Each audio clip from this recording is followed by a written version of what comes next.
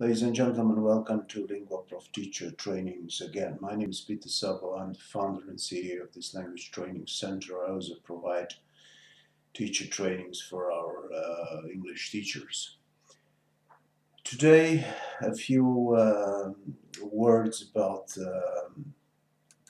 learner types and why knowledge regarding different learner types is important for a language teacher. In one of the excellent CELTA books written by Thornbury and Watkins, basically two types of language learners are presented: studial learners and experiential learners. The authors say that both groups can be divided in two subgroups: active studial learners and passive studial learners, and active experiential learners and passive experiential learners. The worst case, if you ask me, is a passive studial learner.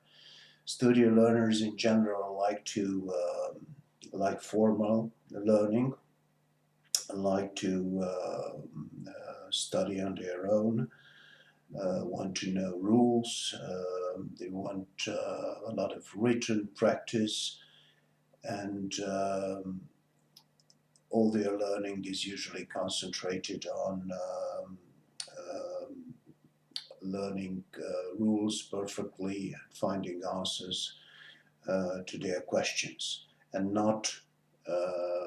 they do not focus on using the language for communication. As I said, the passive ones, the passive studial learners, are really difficult to handle for teachers. The other group, the active group, are a bit easier to handle, because they can be provoked to talk. They can be provoked to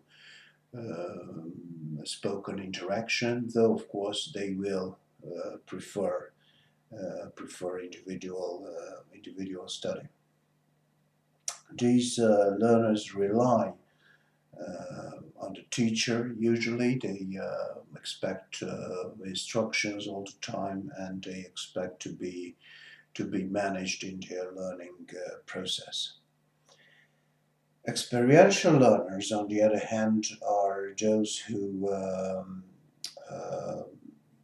are more able and willing to exploit communicational situations. They want to speak, they want to chat, they want to watch TV, listen to the radio in English, to participate in social media. With foreigners, they easily establish interpersonal relations. As I said, experiential learners can also be divided in two groups, active and passive.